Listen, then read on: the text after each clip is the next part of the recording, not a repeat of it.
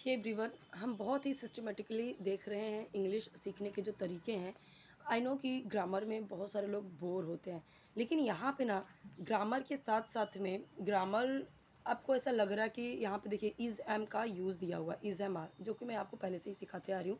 So I hope कि जिन लोगों ने पहले की वीडियोस देखे हैं या स्टोरीज़ वाले देखे हैं तो उनको तो ये सारी चीज़ें पता होंगी, लेकिन जिन लोगों के कमेंट्स आ रहे स्टार्टिंग से सिखाइए, बेसिक से सिखाइए, उनके लिए बहुत अच्छा है।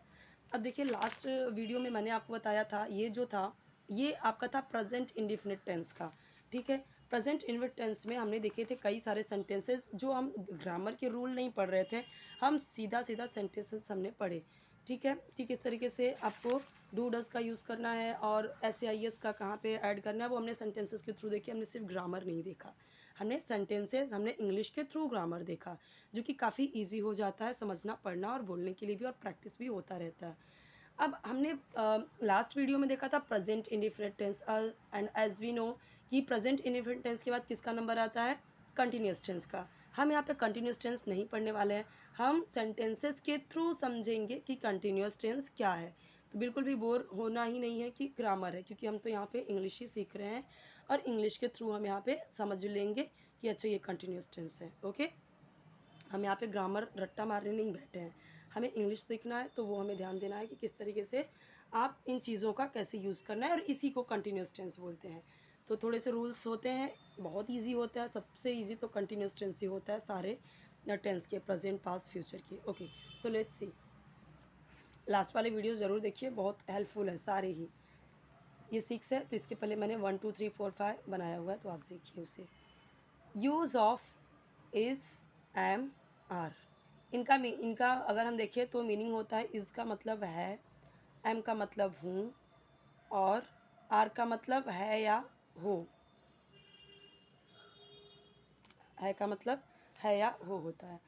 ओके, सो अभी चलिए समझते हैं कि इनका मतलब कहाँ कहाँ पे, इसका कहीं पे है आएगा, कहीं पे हो आएगा, और इसका तो है हूँ ही रहेगा। जैसे देखो, ही इज़ राजू, अब ही किसके किसके साथ में यूज़ होगा, तो यहाँ पे नहीं है अगर, तो मैं बता देती हूँ। ही, शी, इट, कि कोई नेम, एक नेम, और कोई सिंगुलर। सिंगुलर कैसे, गर्ल, ठीक है, so girl is singing, the girl is singing, तो गर्ल आया ना, तो गर्ल क्या है, सिंगुलर है। किसी का नाम आया, नेम यानी रीना, रीना इज़ सिंगिंग।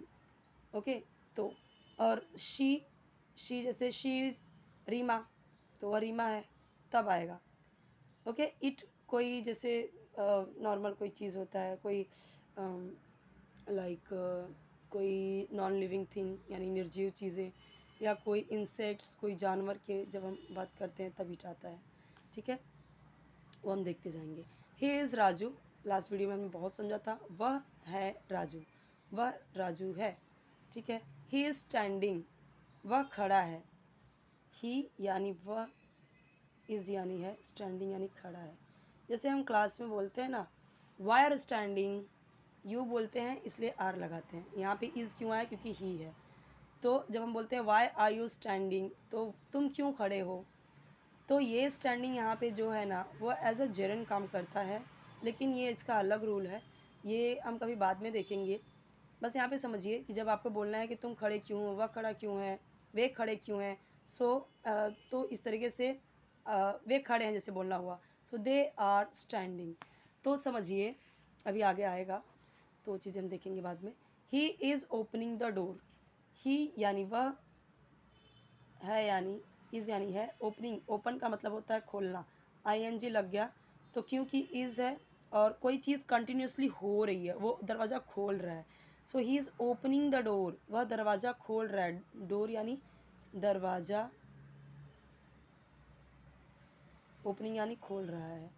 क्यों आया, क्योंकि आई एन जी है, तो और यहाँ पे आप बोलेंगे आई एन जी है तो क्यों ऐसा आया, मैंने बताया कि ये जेरेंड यूज़ हुआ है, तो वो चीज़ें मैं बाद में समझाऊंगी कभी। अभी फ़िलहाल हम सिंपल सिंपल चीज़ें देख रहे हैं। आई एम गीता, मैंने बताया था आई के साथ में क्या यूज़ होता है, एम, तो मैं हूँ गीता, मैं गीता हूँ। I am sitting on a chair, देखो प्रेजेंट में ही बात हो रही है, मैं हूँ बैठी ऑन अ चेयर, मैं चेयर पे बैठी हूँ।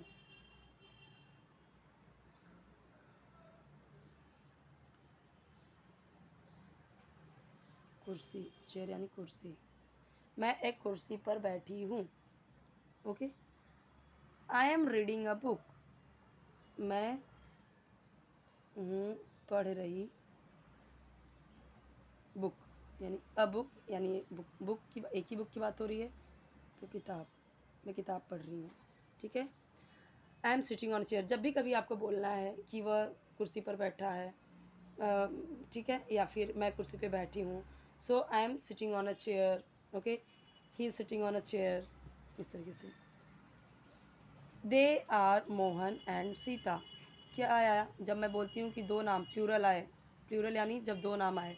सो यहाँ पे देखिए ये दे यूज़ हुआ ना, सो यहाँ पे they are Mohan and Sita, दो लोगों की बात हुई, तो दे यानी वे हैं मोहन और सीता, वे मोहन और सीता हैं। तो देखिए दे यूज़ हुआ इसलिए आर यूज़ हुआ हर जगह पे। They are in the park, they are in the park, so वे हैं में पार्क, पार्क यानी पार्क पता है ना, सो वे पार्क में हैं। दे आर फ्लाइंग काइट्स, वे हैं फ्लाइंग यानी उड़ाना, फ्लाई यानी उड़ना, उड़ाना, आईएनजी लग गया तो उड़ा रहे हैं। काइट्स यानी पतंगे,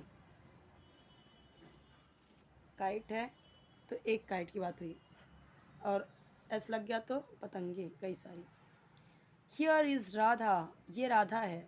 नॉर्मली जब हम दिस नहीं बोलना है, देखिए ये अभी आजकल ये ज़्यादा यूज़ होता है, दिस की जगह पे आप ये भी बोल सकते हो, हियर इज़ राधा, ये राधा है, यह राधा है, यही सेंस बनेगा, यह है राधा, यह राधा है। She has a pain in her hand, she has, उसके पास, हैज़ का मतलब होता है पास, और ये एक्चुअली और भी ये प्रेजेंट परफेक्ट में भी यूज़ होता है, लेकिन यहाँ पे हम दिखा रहे हैं कि उसके पास कुछ है। अगर परफेक्ट में यूज़ होता है ना तो वर्ब रहता है, और वर्ब में थर्ड फॉर्म यूज़ होता है हमेशा। यहाँ पे वर्ब में ऐसा कुछ दिख नहीं रहा है, यहाँ पे सिर्फ हैज़ इसी को दिखा रहा है कि हैज़ यानी पास है। ठीक है, हैज़ यानी पास है। शी यानी उसकी बात कर रही, तो हिंदी में हम कैसे बोलेंगे, she has a pain in her hand, ये तो इंग्लिश हुआ, लेकिन उसके पास एक पेन है तो हम इंग्लिश में ऐसे ही बोलेंगे, शी हैज़ अ पेन। तो यहाँ पे इसके लिए ही बात हो रही है, राधा के लिए ही। सो शी हैज़, उसके पास एक पेन, और हैज़ का मतलब होता है पास है, यहाँ पे मैंने लिखा है। इन यानी में, हर यानी उसके हाथ, उसके हाथ में, उसके हाथ में एक पेन है। ठीक है, सी हैज़ अ पेन, उसके हाथ में एक पेन है, या उसके पास एक पेन है तो हम कैसे बोलते हैं, शी हैज़ द पेन, लेकिन यहाँ पे बोला है इन हर हैंड, तो उसके हाथ में, ठीक है, एक पेन है।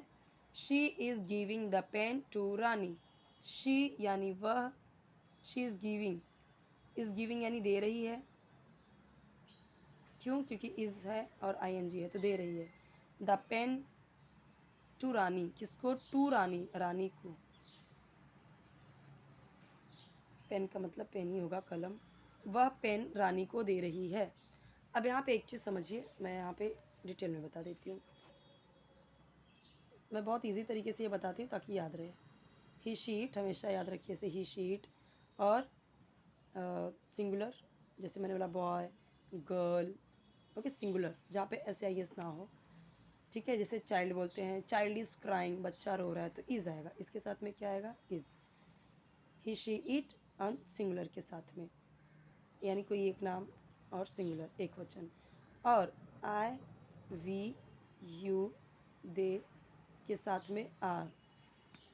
ओके, आई के साथ में जस्टमेंट, इसके साथ में नहीं, वी यू दे, आई के साथ में हमेशा एम, आई के साथ में हमेशा एम, और we you they and plural, plural के साथ में, प्लूरल के साथ में क्या आएगा, आर, ये वाला जो हमने देखा ना, जैसे देखो दे के साथ में आर, तो मैंने यहाँ पे बोला दे के साथ में आर। ओके, जैसे मुझे बोलना हुआ we are going to market, हम मार्केट जा रहे हैं तो वी आर यूज़ किया ना। सो ऐसे अब यहाँ पे मैंने बता दिया ना किसके साथ इज़ आएगा, किसके साथ आर आएगा, किसके साथ एम आएगा।